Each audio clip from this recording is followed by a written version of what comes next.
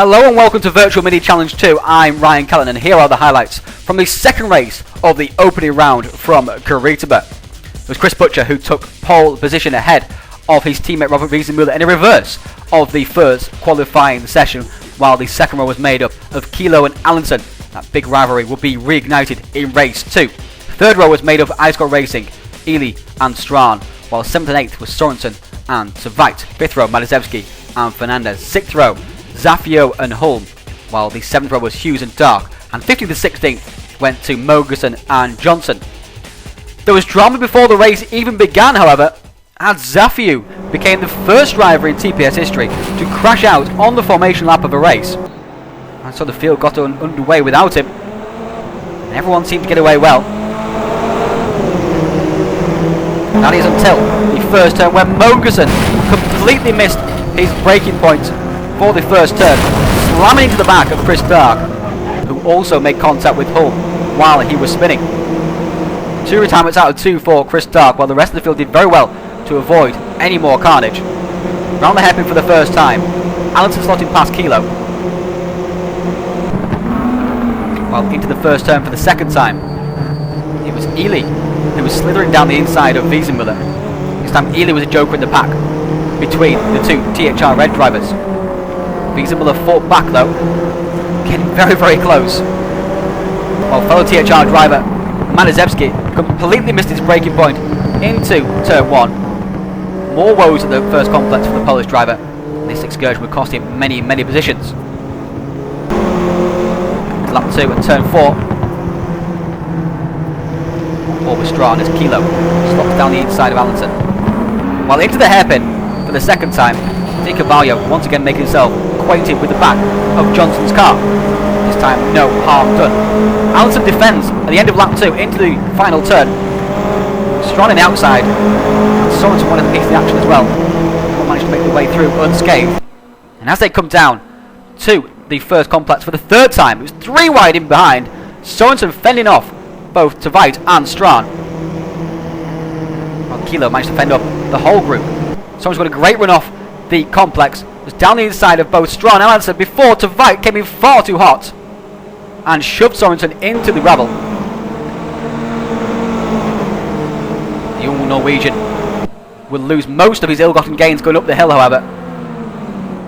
He would later incur the wrath of the stewards with a points penalty. Hughes and Johnson resumed their antics from the first race. This exchange, it was Hughes who got the better of Johnson, while once again Allenson ran wide at the fast chicane. This time Strachan was down the inside of the Englishman, and this time he made the move stick. Strachan into 5th, while into 2nd was going Wiesenmuller, squeezing down the inside of Tom Ely. And on lap 4 as well, Callan joined the battle between Di Carvalho, Bass, Johnson and Hughes. Hughes having escaped somewhat. It was all very, very close, and it all got a bit messy into turn 4, with Di Carvalho out of shape, contact with Johnson and then Callan. Callan there for contact with Bass, and then Callan contact with Johnson going up the hill before Bass ran wide into the hairpin.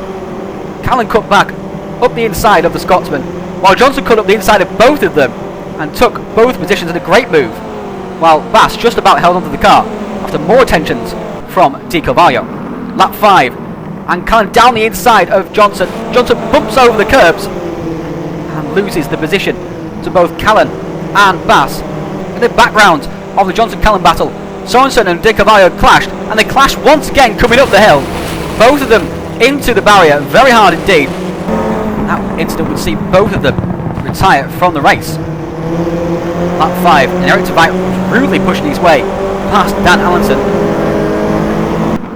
Allenson understandably irate, and onto the next lap, tried to have a go down the inside of Erik Tveit in an ill-judged move, and then in a fit of pique he quit from the race. Meanwhile, Johnson would get past Ethan Bass after this mistake.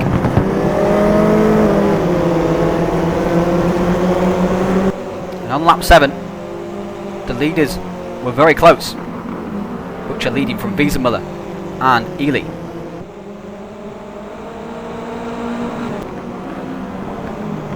Meanwhile, Strawn and Kilo had gapped the pack behind, and Strawn pulled off another one of his wonderful outside passes at the hairpin, just about squeezing ahead of the Danish driver. Well, on lap 8, this mistake may not seem much, but this was the mistake that would ultimately see Wiesenmüller miss out on a chance to win. Because then on lap 9, Ely attacked Wiesenmüller with a superb late braking move, slotting past the German, and Chris Butcher began to gap them. Fernandez continued his excellent run, taking advantage of this Toby Davis mistake to go into 7th. While the Johnson-Callan-Hughes battle had rejoined and boxed in, Johnson brakes too late for the first turn, hits the back of Callan, sending him sideways through the complex. Callan rejoining ahead of the queue. The battling was no less fierce further back in the field, as this battle for 19th place between Andre Broekman and Moguson on lap 9 shows.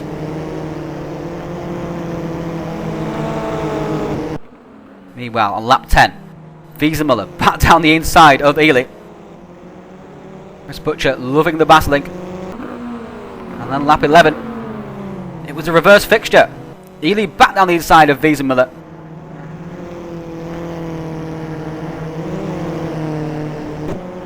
While Strawn and Kilo were hard in battle. This lurid slide from Simon Kilo, showing how much the Dane was pushing. And on lap 11, he managed to squeeze his way through on Eric Strawn.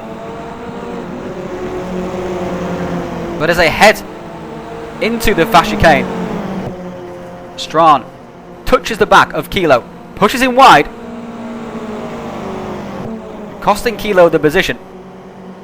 And as Tveit tries to get involved as well, he hits the back of Kilo, leading to more contact as Kilo gets sideways.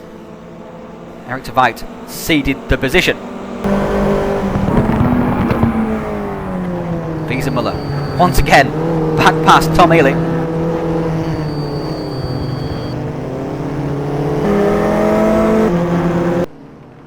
While on lap 15, Kilo made the decisive move in his battle with Eric Strawn, just about squeezing down the inside into the first complex. Meanwhile, Junt had been going well in his front-wheel drive debut in the TPS, but still had some learning to do, judging by this overtaking attempt. Lap 16, and Ely back down the inside of Wiesenmüller. Both now seemingly fighting for that second place. Butcher had built quite a gap.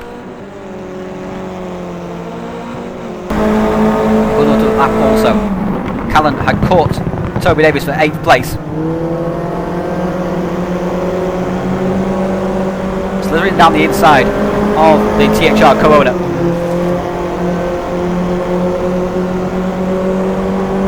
After Davis's attempt at a crossover failed, Callan's 8th place was assured. On to the final lap then, and Wiesenmüller was attacking Tom Ely into turn 4, has the overlap, squeezes down the inside of the Englishman, and that would be the move that saw Wiesenmüller take that second place finally. Here they are as they finish. Butcher from Wiesenmüller from Ely, while Kilo just about held off Strawn. Tveit, Fernandez and Callan, Davis and Johnson rounding out that top 10. Here are confirmation of those results then. Butcher taking another win in the virtual mini challenge. Wiesenmüller sealing second place ahead of Tom Ely. 11th was Hughes, 12th is Moguson, 13th place Junt, 14th place Bogdan, 15th and 16th Bass and Razvan, 17th and 18th Demelin and Servik, 19th and 20th Moguson and Broekman.